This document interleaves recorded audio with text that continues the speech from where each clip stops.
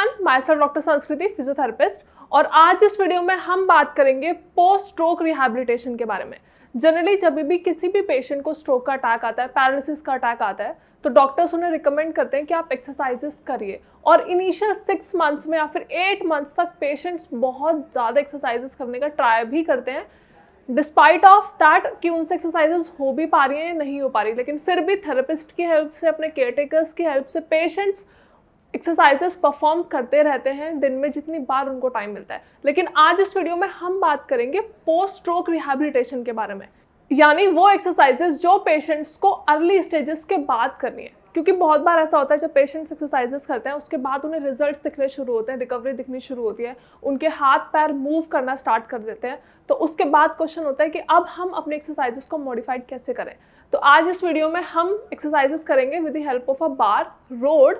मैं आपको बताऊंगी कि आप कैसे best possible exercises sitting position में कर सकते हो रॉड की हेल्प से। उसमें आपको किसी के सपोर्ट की कोई ज़रूरत नहीं है, लेकिन फिर भी आप अपने असिस्टेंस के लिए अपने साथ में किसी को रख सकते हो ताकि एक्सरसाइजेस के दौरान वहाँ पे आपका कोई पार्टनर है, कोई रिलेटिव है, थेरेपिस्ट है, वहाँ पे मौजूद हो।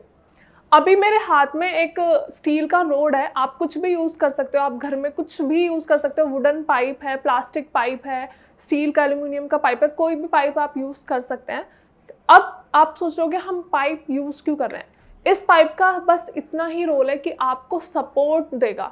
आप जैसे हम एक्सरसाइजेस जनरली परफॉर्म करते हैं तो हम किसी का हाथ पकड़ के एक्सरसाइज करते हैं। लाइक सपोज अगर आपको ये हाथ ऊपर उठाना है तो हम दूसरे हाथ के सहारे से अपना हाथ ऊपर लेके जाते हैं। लेकिन आज इस वीडियो में पर्टिकुलरली इस रोड की हेल्प से हम एक्सरसाइजेस जानेंगे कि कैसे आपको बिना किसी और के सपोर्ट के एक्सरसाइजेस परफॉर्म करनी है with the help of this bar. सबसे पहली एक्सरसाइज जो आपको करनी है वो कौन सी करनी है, आपको अपने हाथ में रोड को पकड़ना है। मेक श्योर रोड ज़्यादा हैवी ना हो, क्योंकि अगर रोड ज़्यादा हैवी होगी मतलब रेजिस्टेंस ज़्यादा होगा, लोड ज़्यादा होगा, तो पेशेंट्स के लिए, स्पेशली पैरालिसिस पेशेंट्स के लिए इम्पॉसिबल हो जाता है एक्सरसाइज अच्छे से परफॉर्म करना और कंफर्टेबली परफॉर्म करना। तो ये जो मेरे हाथ में रोड है बहुत ही ज़्यादा लाइट वेट है, तो आप भी अपने वेट के अकॉर्डिंग अपनी रोड सेलेक्ट करेंगे। अब हम कैसे एक्सरसाइज करेंगे। पहले एक्सरसाइज के लिए आपको अपने दोनों हैंड से रोड को अच्छे से ग्रैब करना है।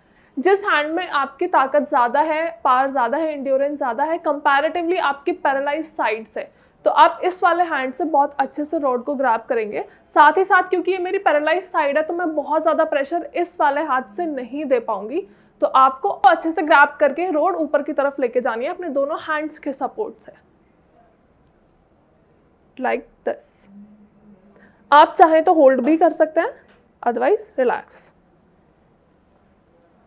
अब इस एक्सरसाइज करते दौरान बहुत बार पेशेंट्स को पैरालाइज साइड में शिवरिंग महसूस होगी या फिर उनके हाथों में दर्द भी होगा। तो आपको ये नहीं समझना है कि ये एक्सरसाइजेस आपके लिए नहीं है, मतलब ये एक्सरसाइज आपको परफॉर्म नहीं करनी है, ये आपको नहीं सोचना है। क्योंकि जब भी हम अपनी रेंज से बाहर कोई भी मूवमेंट करते हैं, मतलब अभी आप कोई एक्सरसाइज नहीं कर रहे हो लेकिन मैंने आपको बता दिया है कि आपको अपने हाथों को ऊपर की तरफ लेके जाना है, तो ये आपकी रेंज से बाहर की एक्सरसाइज है। मतलब आप नॉर्मल डेज में एक्सरसाइज परफॉर्म नहीं कर रहे हो तो थोड़ा बहुत हाथों का कपकपाना, थोड़ा बहुत हाथ में दर्द होना कॉमन है। आपको ये 10 रेपिटेशंस करने हैं और अगर आपका मन है, आप कंफर्टेबल हैं, तो आप होल्ड कर सकते हैं। लेकिन इनिशियल 2 to 3 डेज में आपको सिर्फ रिदमिक मूवमेंट्स करनी है, लाइक दिस। 1 2 3 4, रिलैक्स। ये रोड आपको बहुत ज़्यादा हेल्प करेगी आपकी मूवमेंट्स कंफर्टेबल और स्टिल बनाने में। क्योंकि बहुत बार ऐसा होता है कि पेशेंट्स को जब सहारा नहीं मिलता है तो उनका हैंड इधर भी जा सकता है या फिर नीचे भी रह सकता है, या फिर आप अपने कंफर्टेबल जोन में अपना हाथ लेके ही नहीं जा पाते। इसीलिए आपको रोड को ग्रैब करके इसकी हेल्प से एक्सरसाइज करनी है। नाउ सेकेंड हम बात करते हैं अपने रिस्ट की। अभी हमने क्या एक्सरसाइज की है, अपने शोल्डर जॉइंट की। अभी अगर हम रिस्ट की बात करते हैं तो आपको रोड ऐसे पकड़ के अंदर की तरफ रोटेट करनी है, like this, and again up. Now again, ये भी आप होल्ड कर सकते हैं if you want 10 seconds के लिए। 1 2 3 4 5 6 7 8 9 10, रिलैक्स। Same up. अब ये जो मूवमेंट है ये आपके रिस्ट की मूवमेंट है और बहुत बार पैरालिसिस पेशेंट्स के लिए मूवमेंट बहुत ज़्यादा टफ होती है, क्योंकि हम सभी को पता है पैरालिसिस पेशेंट्स की फिस्ट बंद रहती है। तो जब भी आप फिस्ट को ओपन करने की कोशिश करते हैं, ट्राई करते हैं पेशेंट्स, तो एट टाइम्स उनके फिंगर में और उनके रिस्ट में बहुत ज़्यादा पेन होता है। तो जब भी आप रिस्ट की मूवमेंट करते हैं, रोटेशन करते हैं, तो पेशेंट्स को एट टाइम्स पेन फील होता है। तो आपके लिए थोड़ी सी अनकंफर्टेबल एक्सरसाइज होगी, बट आपको करनी ज़रूर है। हम कोई भी एक्सरसाइज नहीं छोड़ सकते क्योंकि आपको पेन है या आप अनकंफर्टेबल हो रहे हो। हाँ, अगर बहुत ज़्यादा सिवियर पेन है, अगर आप टॉलरेट नहीं कर पा रहे हो, तो आप एक्सरसाइजेस छोड़ सकते हैं।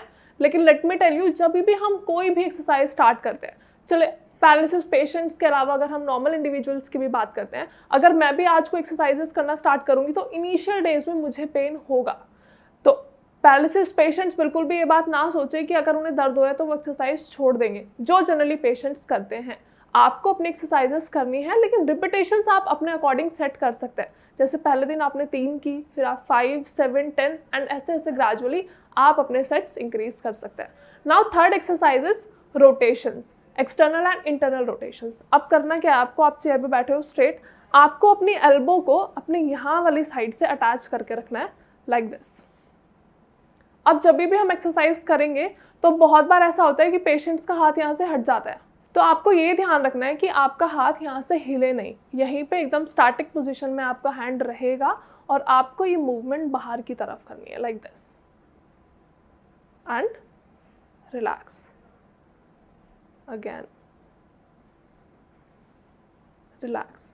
ये एक्सरसाइज करते टाइम बहुत बार पेशेंट्स को यहाँ पे स्ट्रेच और पेन भी फील होगा। Then again it is normal, it is comfortable, आप आराम से एक्सरसाइज कर सकते हो, कोई दिक्कत वाली बात नहीं है। लेकिन हाँ, आपको अपने सेट्स, मैं फिर से रिपीट करूँगी, आप अपने तरीके से अपने सेट्स को मैनेज कर सकते हैं। पहले 3, 5, 7, 10, 15 धीरे धीरे आप इंक्रीज कर सकते हो। और ये भी आपका कॉल है कि आपको होल्ड करना है या नहीं। जैसे मैं अभी यहाँ पे इसको स्टैटिक पोजीशन में होल्ड रख रही हूँ थोड़ी देर के लिए, आप भी रख सकते हैं। और अगर आपसे नहीं हो रहा है तो आप वापस नॉर्मल स्टेट में लाओ। Now the fourth and the last exercises, आपको क्या करना है, आपको इसी रोड के सहारे से अपने हैंड्स को बाहर की तरफ मूव करना है। मेक श्योर आपकी बैक स्ट्रेट होनी चाहिए जब भी आप ये एक्सरसाइज करते हैं। Here and then relax. Now on the opposite hand, relax. अब इस एक्सरसाइज को करते टाइम आपको क्या ध्यान रखना है, अभी मैंने सिर्फ और सिर्फ अपने शोल्डर्स और अपने हैंड्स की मूवमेंट किया है, इतना। लेकिन पेशेंट्स कहाँ गलती करते हैं, अपने हाथ के साथ साथ अपनी पूरी बॉडी भी मूव कर लेते हैं। तो इससे होगा क्या, आपकी जितनी भी साइड वाली मसल्स हैं, जो भी आपकी लेटरल मसल्स हैं, मांसपेशियां हैं, वहाँ पे दर्द होना शुरू हो जाएगा और एकदम से बहुत बार झटके भी लग सकते हैं। आपको एक्सरसाइज एकदम भी झटके से नहीं करनी है, बिल्कुल कंफर्टेबली आप आराम से बैठेंगे और धीरे धीरे मूवमेंट्स करेंगे लाइक दिस। बस, ज़रूरी नहीं है कि आप अपना हाथ पूरा पीछे लेके जाओ अगर आपकी कंफर्टेबल रेंज नहीं है। लेकिन लेट मी टेल यू, जब आप धीरे धीरे एक्सरसाइजेस परफॉर्म करना शुरू करोगे, अभी आपका हाथ थोड़ा सा बाहर जा रहा है, धीरे धीरे आप पूरी रेंज अटेन कर लेंगे। तो अगर पहले दिन में आप सोचोगे कि मैं अपना हैंड पूरा पीछे ले जाऊं, तो दैट इज़ नॉट पॉसिबल। आप धीरे धीरे एक्सरसाइजेस परफॉर्म करो और आप एक एंड रेंज तक अपनी मूवमेंट लेके आ सकते हैं एंड वहीं पे आपको बेस्ट रिकवरी भी देखने को मिलेगी। जनरली पेशेंट्स कब मोटिवेट होता है, कब उनके अंदर पॉजिटिविटी आती है, जब उनको रिजल्ट्स दिख रहे होते हैं। जब वो एक्सरसाइजेस परफॉर्म करते हैं, उन्हें दिखता है कि उनकी मूवमेंट्स पॉसिबल हो रही हैं, उनकी रेंज अटेन हो रही है, तो पेशेंट्स बहुत ज़्यादा पॉजिटिव हो जाते हैं और अपनी एक्सरसाइजेस को अच्छे से परफॉर्म करना शुरू कर देते हैं। आई होप वीडियो में आपको सब कुछ समझ आया होगा, जो भी एक्सरसाइजेस हमने किए विद द हेल्प ऑफ बार, आपको वो भी समझ आई हैं। अगर वीडियो के रिगार्डिंग कोई भी क्वेरी है, किसी भी एक्सरसाइज में कोई क्वेरी है, या फिर इन एक्सरसाइजेस के अलावा आप कोई और एक्सरसाइज कर रहे हो लेकिन आपको रिजल्ट्स नहीं दिख रहे हैं, रिकवरी नहीं दिख रही है, तो you can just directly contact Shreyas. हमारे डॉक्टर्स आपको बेस्ट पॉसिबल कंसल्टेशन प्रोवाइड करेंगे, साथ ही साथ diet, medicine as well as exercises भी आपको समझाई जाएंगी। फिर भी अगर कोई क्वेरी है तो आप नीचे कमेंट सेक्शन में भी अपनी क्वेरीज मेंशन कर सकते हैं। Thank you so much.